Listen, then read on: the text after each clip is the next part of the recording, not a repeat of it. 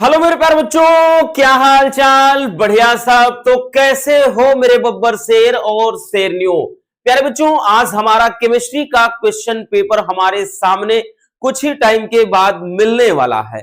तो ऐसे में एक बार फिर से हम केमिस्ट्री के क्वेश्चन पेपर के पूरे पैटर्न को समझ लेते हैं कि किस तरीके से हमारा क्वेश्चन पेपर आएगा, कितने क्वेश्चन होंगे, कौन सा क्वेश्चन कितने नंबर का होगा। देखिए, क्योंकि हमने पहले ही आपको बताया था कि फिजिक्स और केमिस्ट्री में जब टाइम नहीं मिला है तो प्यारे बच्चों इसके लिए घबराना नहीं है।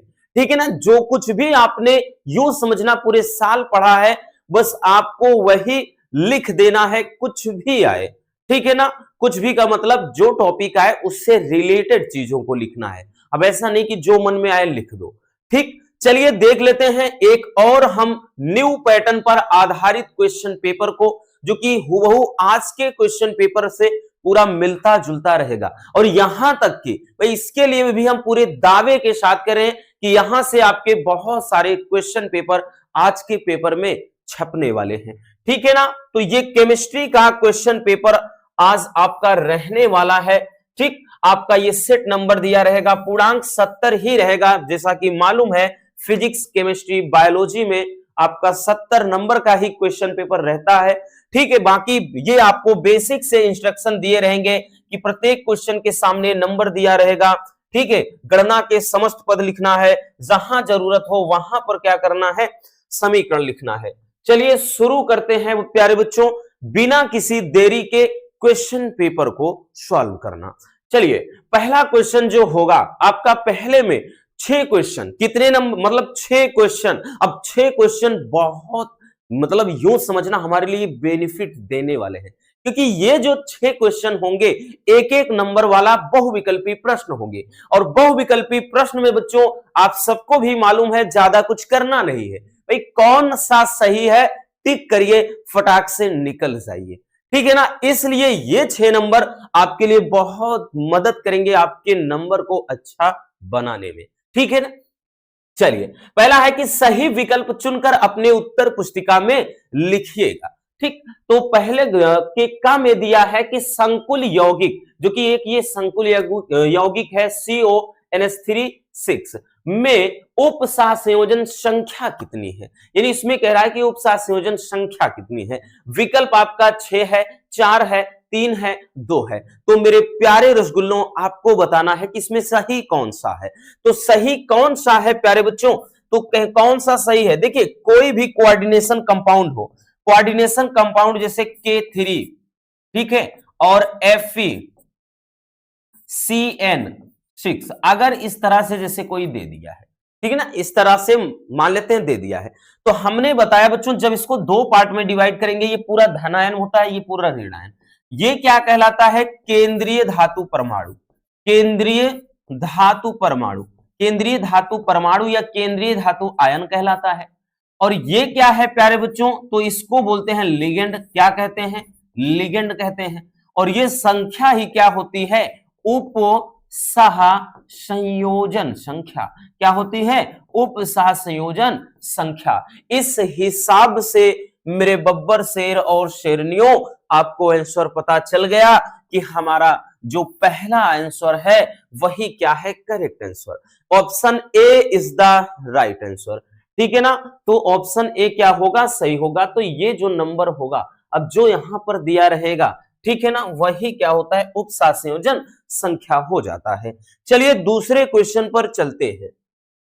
अगला क्वेश्चन प्यारे बच्चों, अगला क्वेश्चन कह रहा है कि अभिकर्मक जो एसीटोन और बेंजेल्डिहाइड दोनों से अभिक्रिया नहीं करता, यानी इनमें से कौन सा अभिकर्मक है जो मतलब एसीटोन और बेंजेल्डिहाइड दोनों से क्रिया नहीं करता है।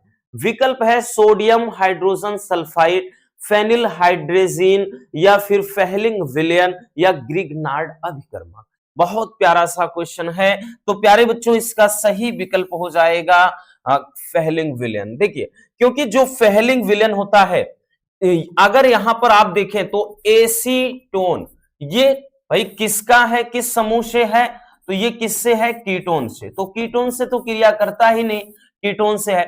जबकि ये जो बेंजेल्डिहाइड है, क्या है, बेंजेल्डिहाइड है, और बेंजेल्डिहाइड क्या है, एक एरोमेटिक है, एरोमेटिक यौगिक है। और जबकि ये फेहलिंग विलयन जो होता है वो एलिफैटिक, एलिफैटिक से क्रिया करता है। याद रखना, एलिफैटिक क्या किससे क्रिया करता है, एल्डिहाइड से, एलिफैटिक एल्डिहाइड से क्रिया करता है। जबकि ये बेंजेल्डिहाइड है, यानी इसकी स्ट्रक्चर किस तरह से होगी, इसकी स्ट्रक्चर कुछ इस तरह से होगी, यहां CHO लगेगा, ठीक, ये बेंजेल्डिहाइड होता है। बट ये जो फेहलिंग विलयन क्रिया करता है जैसे CH3CHO, अगर ये होता तो ये क्रिया कर सकता है, बट ये क्या हमने बताया ना, ये केवल एलिफैटिक से क्रिया करता है। जबकि बेंजेल्डिहाइड क्या है, एक एरोमेटिक है, यानी ये बेंजेल्डिहाइड है तो इससे क्रिया नहीं करेगा। याद रखना कौन सा सही, फेहलिंग विलयन वाला सही हो जाएगा। ठीक है, चलिए आगे देखते हैं बच्चों अगला क्वेश्चन। अगला क्वेश्चन हमारा क्या है, हमारा नेक्स्ट क्वेश्चन कह रहा है कि निम्नलिखित में कौन सी एमीन कार्बिल एमीन अभिक्रिया नहीं देती, कौन सी एमीन कार्बिल एमीन अभिक्रिया नहीं देती। प्यारे बच्चों देखिए, प्राथमिक एमीन ही कार्बिल एमीन अभिक्रिया देगी, ठीक है ना, केवल प्राथमिक एमीन में। तो यहां पर विकल्प दिया है CH3CHNH2, CH3NH या CHNHCH या CHNH। अब एक चीज ध्यान दीजिएगा, यहां पर ये क्या लिखा है, यहां पर अगर आप ध्यान दीजिए CH3 होगा,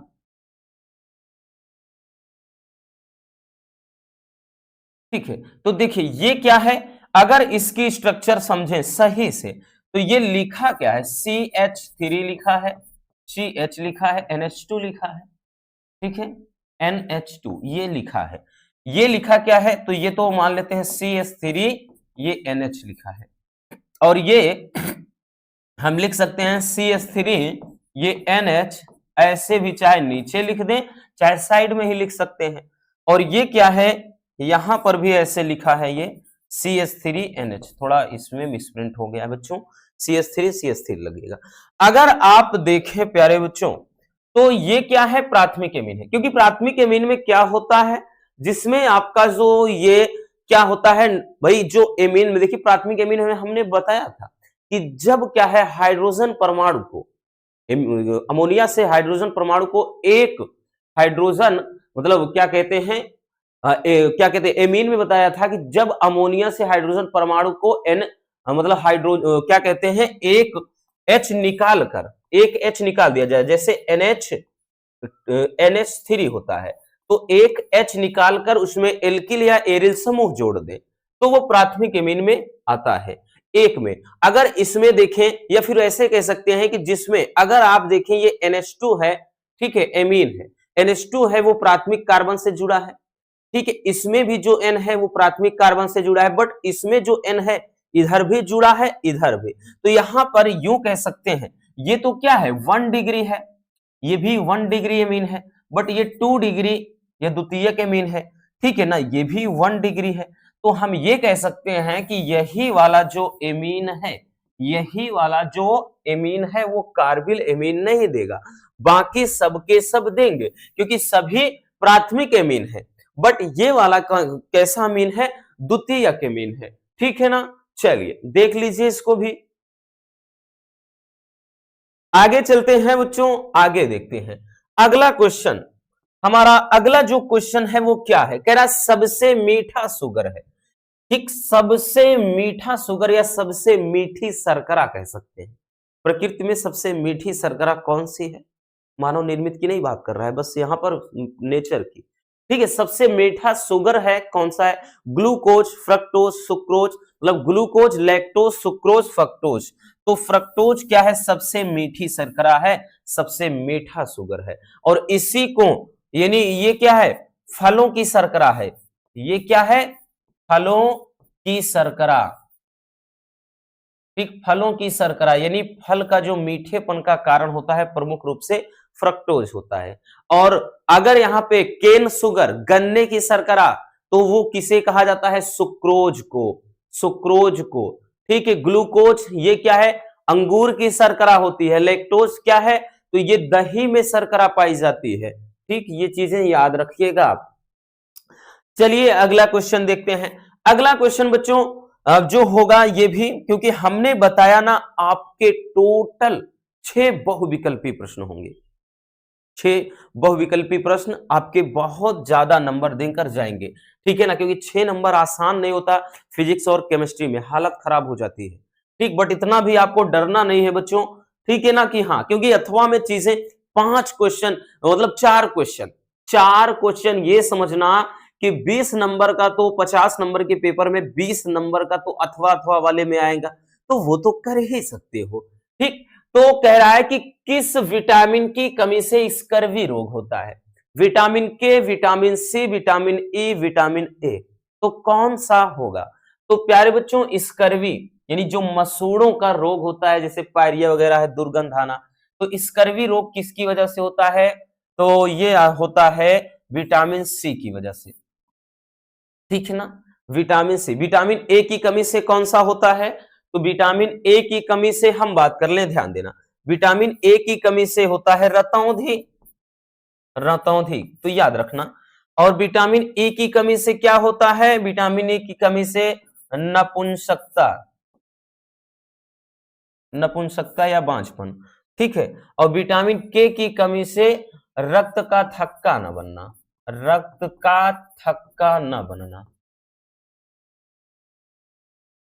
ना बनना। और ये ध्यान देना, हमने बताया ना इसी को बांझपन कहा जाता है। ठीक, तो ये कुछ चीजें हैं जो कि आपको अपने जहन में रख लेनी है। देख लीजिए एक बार। चलिए आगे चलते हैं। अगला क्वेश्चन, अगला क्वेश्चन कह रहा है प्यारे बच्चों कि ताप बढ़ाने पर अभिक्रिया के वेग में क्या प्रभाव पड़ेगा? यानी अगर ताप बढ़ा दोगे तो अभिक्रिया का वेग कैसा हो जाएगा, यानी उसमें क्या परिवर्तन आएगा? तो बढ़ जाएगा, घट जाएगा, पहले बढ़ेगा फिर घटेगा, इनमें से कोई नहीं। तो ताप बढ़ाने के साथ साथ क्या होगा? अभिक्रिया के वेग में परिवर्तन क्या है? तो अभिक्रिया का वेग बढ़ जाएगा, ठीक है ना, याद रखना। चलिए अगला क्वेश्चन, अब हम दूसरे में आ जाते हैं, क्वेश्चन नंबर 2 में। क्वेश्चन नंबर जो 2 होगा ना बच्चों, सारे के सारे क्वेश्चन इसमें 2 नंबर वाले होंगे। कितने नंबर वाले? 2 नंबर वाले सारे क्वेश्चन, सारे क्वेश्चन 2 नंबर वाले होंगे। इसमें भी जैसे ये एक एक वही 1+1 करेंगे, यानी एक एक नंबर, यहां पर भी ये 2 नंबर, यहां पर भी ये 2 नंबर, सारे क्वेश्चन 2 नंबर वाले।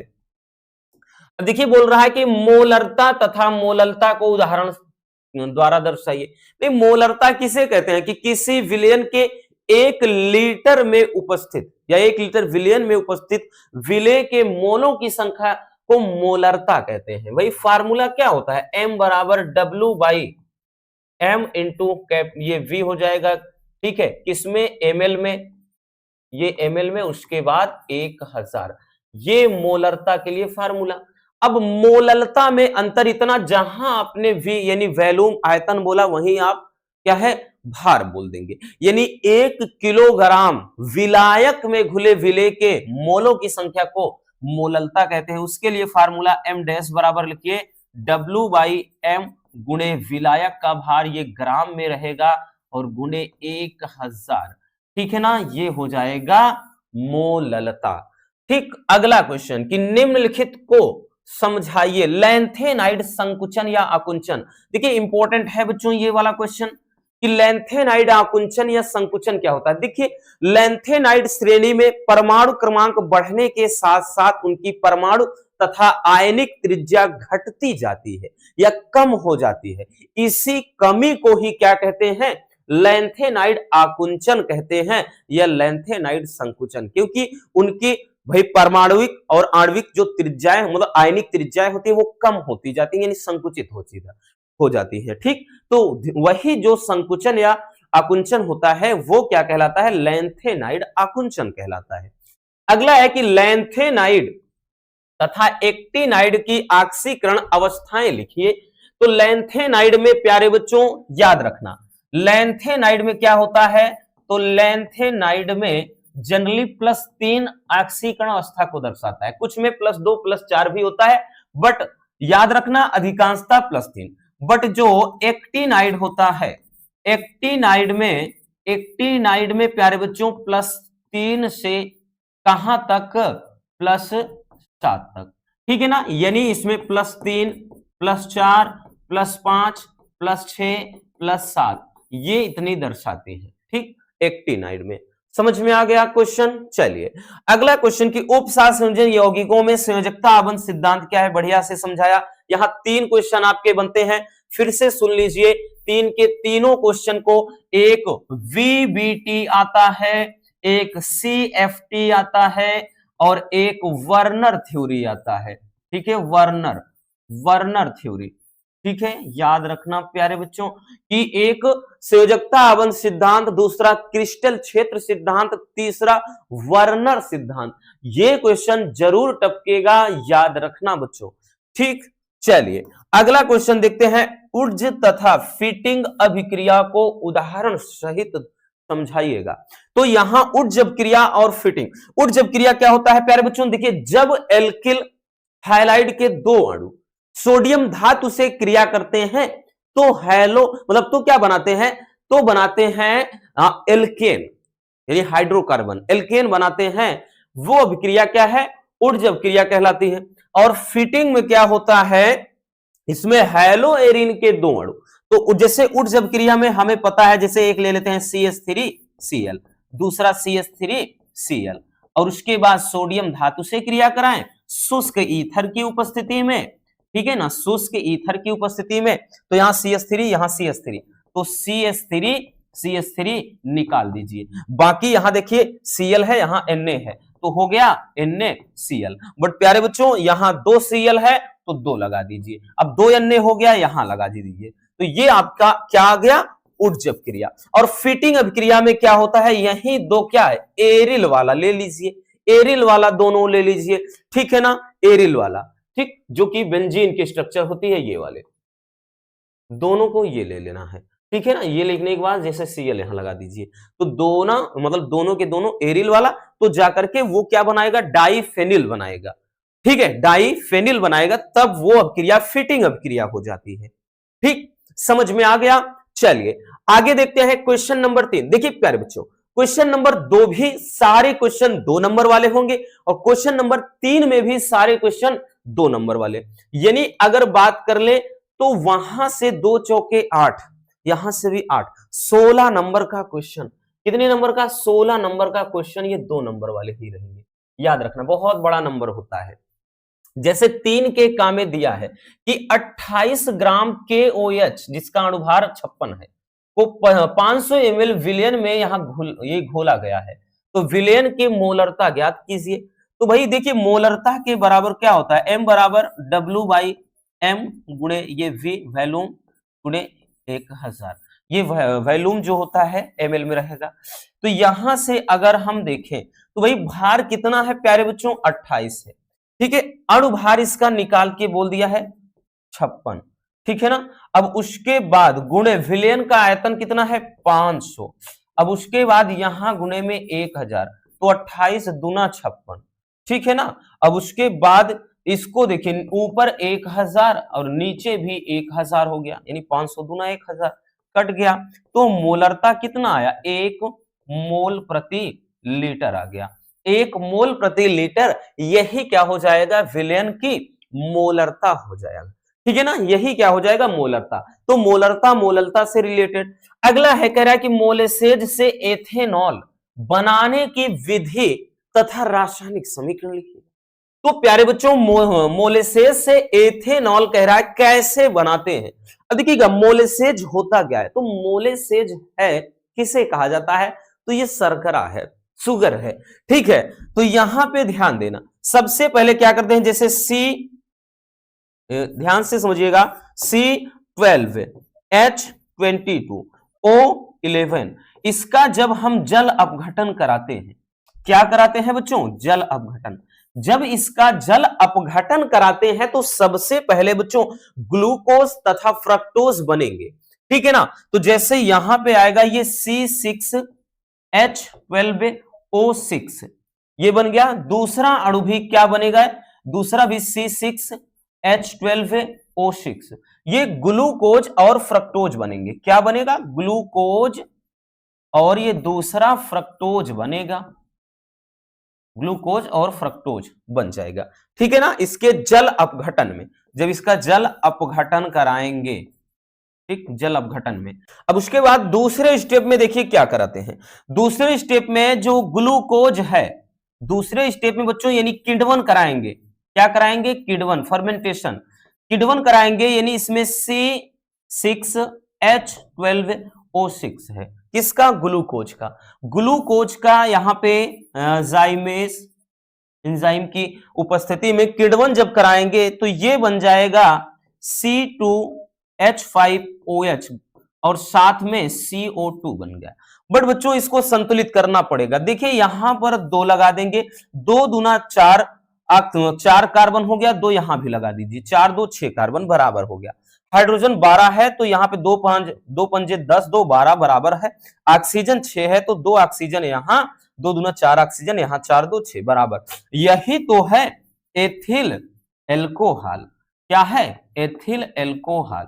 तो वही चीज बोल रहा है कि यहां पर मोलेसेज से एथेनॉल, या एथेनॉल बोलिए या एथिल एल्कोहल बोलिए, ठीक है। और ये मोलेसेज है, मोलेसेज है, याद रखिएगा, ये हो जाएगा। आई बात समझ में। चलिए आगे देखते हैं अगला क्वेश्चन। अगला क्वेश्चन कह रहा है कि कार्बोनिल समूह तथा कार्बोक्सिल समूह, ठीक, कार्बोनिल तथा कार्बोक्सिल समूह की प्रकृति को समझाना है। तो कार्बोनिल समूह क्या होता है प्यारे बच्चों, कार्बोनिल जो समूह होता है वो CO होता है, ठीक है। और कार्बोक्सिल जो समूह होता है COOH, ठीक है ना। ये कार्बोक्सिल समूह को दर्शाता है, ये कार्बोनिल समूह, ठीक, जो कीटोन समूह होता है, ठीक है ना। आई बात समझ में। तो इसके बारे में बताना आपको। अगला है कि ग्लूकोज के 2 रासायनिक गुणों का रासायनिक समीकरण लिखना है। तो ग्लूकोज के 2 रासायनिक गुण, तो आप क्या करिए, एक फेहलिंग विलयन से क्रिया करा दीजिए और दूसरा टालन अभिकर्मक से। 2 रासायनिक गुण हो जाएंगे प्यारे बच्चों। जैसे सबसे पहले हम टालन अभिकर्मक से क्रिया कराएंगे। टालन अभिकर्मक, टालन अभिकर्मक से जैसे क्रिया करा देते हैं तो क्या हो जाएगा, जैसे CH, यहां पे जैसे CHO हो गया, फिर CHOH का होल ये 4 हो गया, फिर जैसे CH2OH हो गया, ठीक है। इसका हम क्रिया, ये ग्लूकोज है, इसकी क्रिया करा देते हैं Ag2O, Ag2O से क्रिया कराएंगे तो ये जो O है यहां लग जाएगा, COOH हो गया। उसके बाद प्यारे बच्चों क्या हो जाएगा, नीचे CHOH का ये होल 4 हो जाएगा और उसके बाद यहां CH2OH हो गया।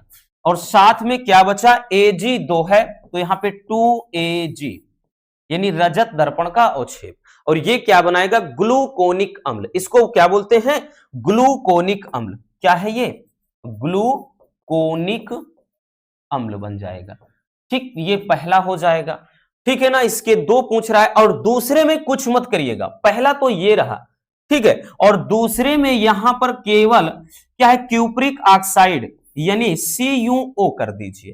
तो पूरा सेम यही रहेगा बच्चों, यहां पर Cu2O हो जाएगा, यानी ये क्यूप्रस ऑक्साइड का लाल अवक्षेप। अब Cu अगर 2 है तो यहां 2 Cu लगा दीजिए, तो ये क्या हो जाएगा, फेहलिंग विलयन, फेहलिंग अभिकर्मक, कर्मक, ठीक है ना, फेहलिंग अभिकर्मक। यहां पे दूसरे में क्या हो जाएगा, पहला टालेन अभिकर्मक था, दूसरे में फेहलिंग, फेहलिंग अभिकर्मक। तो ये दोनों के दोनों रिएक्शन मिलते जुलते हैं, एक जैसे होंगे, ठीक है ना। बनेगा इसमें भी ग्लूकोनिक अम्ल ही। आगे चलिए देखते हैं, आपका यहां से प्यारे बच्चों पूरा हो गया। नेक्स्ट क्वेश्चन की तरफ। अगला question, question number 4। Question number 4 के सारे क्वेश्चन 3 नंबर वाले होंगे। कितने नंबर वाले, 3 नंबर। तो पहला जैसे 4 के काम दिया, 27 अंश सेल्सियस पर यूरिया के 2% जलीय विलयन का परासरण दाब ज्ञात कीजिए। देखिए बच्चों ये इंपॉर्टेंट है, बार बार बताए हैं इसलिए हमने इसको रखा है। तो सबसे पहले जैसे टी में दिया है 27 अंश सेल्सियस, तो प्यारे बच्चों सबसे पहले आप 27 प्लस यहां पर कितना है 273, आप ऐड करके इसको केल्विन में, तो ये कितना आ जाएगा, ये 7 3 10, ये 300 केल्विन, ये बन गया। ठीक है, अगर 2% जलीय विलयन दिया, इसका मतलब 2 ये ग्राम भार, यानी W का मान आप 2 ग्राम लिख सकते हैं। ठीक है, और उसके बाद S का मान रख दिया है, या R, इसी को R बोलते हैं। ठीक है ना, ये समझो R ही है। R का मान कितना 0.0821 दे दिया है। ठीक, अब यूरिया दिया है तो यूरिया का परमाणु भार निकालो, जैसे NH2CO NH2, यहां पर इसका अणुभार, परमाणु भार बोल रहे हैं, अणुभार निकाल लीजिए भाई। इसका नाइट्रोजन का कितना, नाइट्रोजन 7 दूना 14, 14 2 16, ये 16 हो गया, प्लस इधर का भी 16 हो गया, प्लस कार्बन 12, प्लस ऑक्सीजन 16। ठीक है, तो ये तो 16 तिया 48 और प्लस 12 60 हो गया, तो इसका अणुभार कितना आ गया 60। तो यहां ये सारी चीजें हो गई। अब प्यारे बच्चों फार्मूला पाई बराबर ये W/m इंटू का V, ये क्या हो जाएगा RT, ये हो जाएगा फार्मूला। ठीक है, अब हमको क्या मालूम है, अब भाई W भी पता है, इसमें M भी पता है, R भी पता है प्यारे बच्चों, और उसके बाद T भी पता है, वॉल्यूम कितना हो जाएगा। तो यहां पे देखिए जब भी परसेंटेज वाली बात आती है तो 100 ml लेकर चलते हैं, 100 में 1000 का भाग लगाएंगे तब लीटर में बदलेगा, तो 0.1 लीटर रखेंगे। तो सब कुछ तो पता चल गया ना, सब कुछ। जब भी परसेंटेज वाली आए मेरे प्यारे रसगुल्लों, सेम यही तरीका आपको अपनाना है, इसलिए ये याद रखना इंपॉर्टेंट है। ठीक, चलिए अगला देखते हैं कि फैराडे के वैद्युत अपघटन के नियमों को लिखिए। दोनों नियम आपको बताना है। नेक्स्ट की अभिक्रिया की कोटि तथा आणविकता में अंतर लिखना है। बहुत प्यारा सा क्वेश्चन है, इसको भी अच्छे से समझाया है। अभिक्रिया के वेग को कैसे प्रभावित करेंगे, ठीक है, यानी ये तीनों। तो अभिक्रिया के वेग को ताप कैसे बढ़ाएंगे, तो देखिए ताप में बढ़ाने पर अभिक्रिया का वेग भी बढ़ जाएगा, सांद्रता बढ़ाने पर भी अभिक्रिया का वेग जो है वो बढ़ जाएगा। उत्प्रेरक की उपस्थिति में भी अभिक्रिया का वेग जनरली बढ़ ही जाता है। कुछ है ऐसा होता है जो उत्प्रेरक विष होते हैं जो कि अभिक्रिया की दर को धीमा कर देते हैं, नहीं तो उत्प्रेरक की उपस्थिति में भी अभिक्रिया का वेग ही मतलब वेग बढ़ता ही है। ठीक, तो याद रखना, तो ताप बढ़ाने पर अभिक्रिया का वेग बढ़ जाएगा, सांद्रता में भी वृद्धि करने पर अभिक्रिया का वेग बढ़ जाएगा, और उत्प्रेरक की उपस्थिति में भी अभिक्रिया का वेग बढ़ जाएगा, याद रखना। ठीक है, चलिए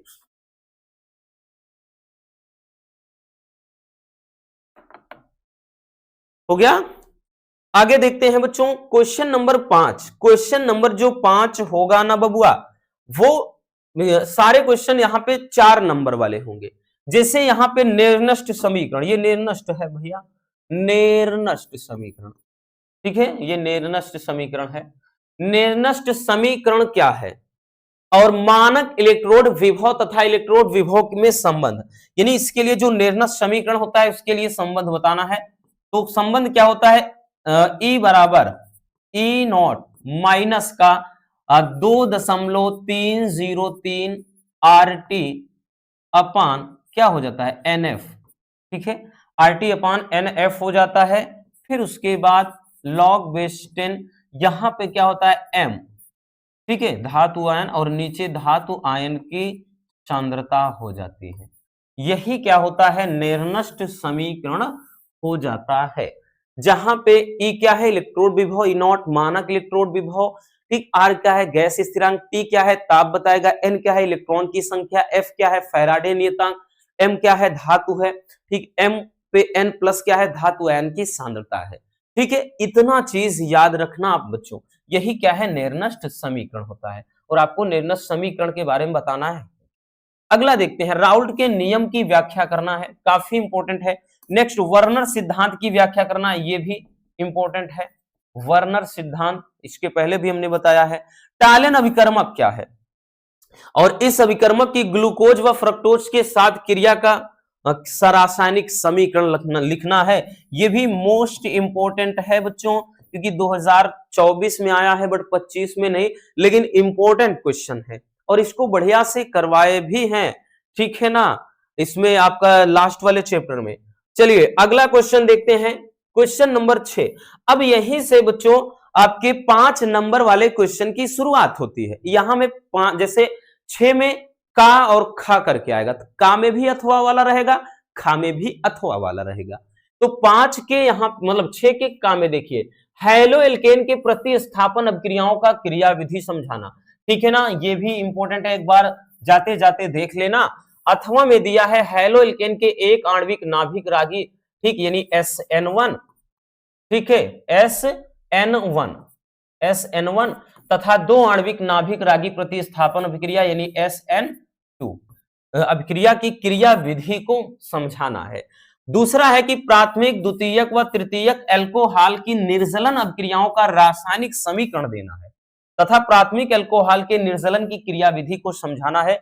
यह भी इंपॉर्टेंट है।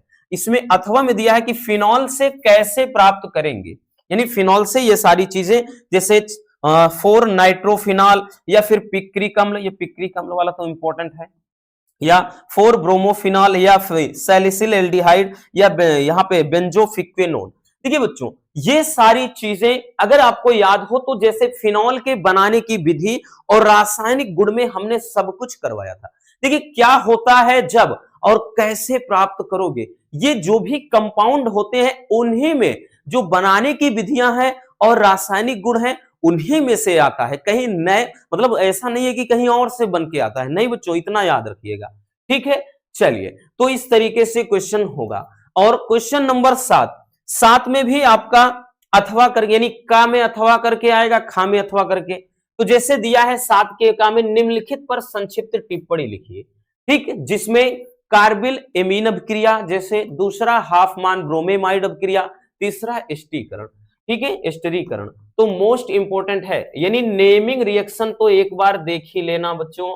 नेमिंग रिएक्शन देखिए, इसीलिए बोलते हैं ना नेमिंग रिएक्शन, अगर अभी तक भी नहीं देखा है, अभी थोड़ा टाइम है, जो 15 इंपॉर्टेंट नेमिंग रिएक्शन हमने बताया देख लो, इस वीडियो के डिस्क्रिप्शन में लिंक हम डाल दे रहे हैं, एक बार जाकर फटाक से सारे नेमिंग रिएक्शन देख लीजिए, नहीं तो बच्चों हो जाएगा धोखा, क्योंकि 5 नंबर में फिक्स है ये। अथवा में जैसे क्या दिया है देखिए कि ग्लूकोज के निर्माण की विधियां व रासायनिक समीकरण लिखना है, ठीक। फिर उसके बाद इसमें खा में आ जाते हैं। खा में देखिए क्या दिया है, तो जैसे कीटोन के विरचन की 5 विधियों का रासायनिक समीकरण, यानी कीटोन के बनाने की 5 विधियों का रासायनिक समीकरण दिया है। अथवा में दिया है एमीन के विरचन की 3 विधियों का रासायनिक समीकरण तथा एल्किल हाइलाइडों के एमिनो अपघटन की क्रिया विधि। ठीक है ना, आई बात समझ में? तो ये आपका क्वेश्चन पेपर का सेम पैटर्न रहने वाला है, इस तरीके से आपका पेपर आएगा। और बताया ना, सारे इंपॉर्टेंट क्वेश्चन हमने यहां रख दिए हैं, ठीक। और बहुत क्वेश्चन आपको एग्जाम में दिखाई पड़ेंगे। अब आपको तो इतना पता चल गया होगा कि हमारी तैयारी कैसे है, क्योंकि बच्चों होता है ना कि एक दिन का बीच में टाइम दिया और इससे में अब क्या ही हो सकता है, लेकिन इतना जरूर है कि आप एक बार फिर से रिवीजन कर सकते हैं। बाकी हमारी हेल्थ एक दिन से सही नहीं चल रही है, उसके लिए दिल से सॉरी बच्चों कि हम 2 से 3 वीडियो सोचे थे कि बीच में दे देंगे एक दिन इसके पहले, लेकिन नहीं ला पाए। बट क्या ही कर सकते हैं ना, तबीयत अब नहीं भाई ठीक है, तो क्या है, हिम्मत ही नहीं पड़ी। खैर चलिए, अच्छे से आप लोग पेपर दीजिए, अगर हो सकता है, अगर ठीक रही हेल्थ तो एक वीडियो और लाएंगे, नहीं तो जाइए एग्जाम बढ़िया से दीजिए। हमारी दिल से ये दुआ है। All the best, love you, bye bye, take care.